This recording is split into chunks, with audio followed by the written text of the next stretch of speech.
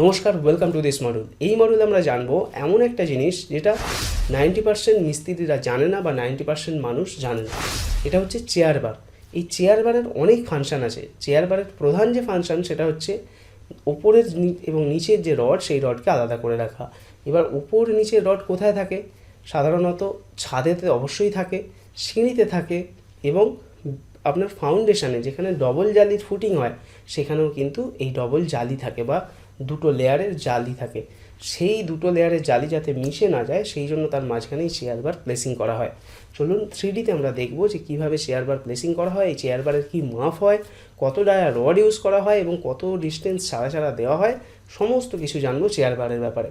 চলুন দেখুন, generally chair বার কোথায় ইউজ করা হয়? বেশিরভাগ ক্ষেত্রে ছাদের ক্ষেত্রে কি হয়, দুটো যখন রডের জালি থাকে, অর্থাৎ একটা নিচে একটা উপরে। দেখুন, এটা একটা ওয়ান ওয়ে স্ল্যাব, 2 এর ক্ষেত্রেও হতে পারে, চেয়ার অবশ্যই দিতে হতে পারে। এই ওয়ান ওয়ে স্ল্যাবটায় কী হচ্ছে, এই যে স্পেসিংটা তৈরি হচ্ছে, অর্থাৎ দেখুন এই ব্লু কালারের রডগুলো উপরের রড এবং লালগুলো নিচের রড, এই যে মাঝখানে একটা গ্যাপ তৈরি হচ্ছে, এই গ্যাপটাতে কী হয়, যখন উপরে পা দেওয়া হবে তখন এটা নিচে নেমে যাবে।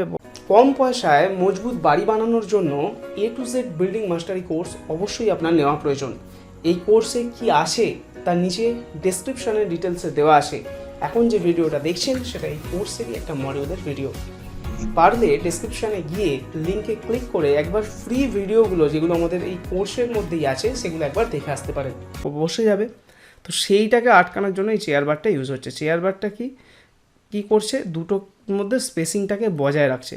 এবার এই চেয়ার বারের শেপটা দেখুন অনেকটা চেয়ারের মতো, যার জন্য এটাকে চেয়ার বার বলছে, আর কিছুই নয়।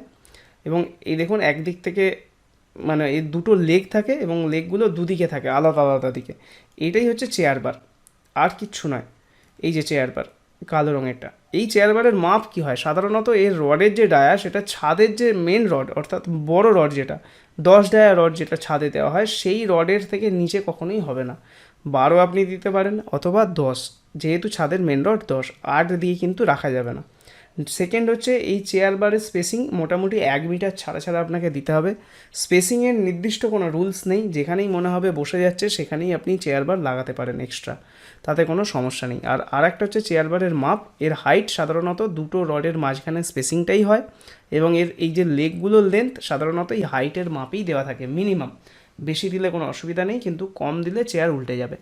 তো যাই হোক, এইটাই হচ্ছে চেয়ার বার, আর কিছু না। কিন্তু এটা না দেওয়ার ফলে কি হয়, অনেক সময় এগুলোর উপর পা দিয়ে হাঁটার ফলে এই ক্র্যাঙ্কগুলো যে আছে এই ক্র্যাঙ্কগুলো সোজা হয়ে যায় বা বেঁকে যায়, হেলে যায়, যার ফলে কি হয়, আপনার যে ছাদের যেটা মেনলি প্রয়োজন স্ট্রাকচারাল অংশটা, যেটা না করলে ছাদটা ঠিক থাকবে না, সেই জায়গাটা কিন্তু ঘেঁটে যায় বা ভেঙে যায়।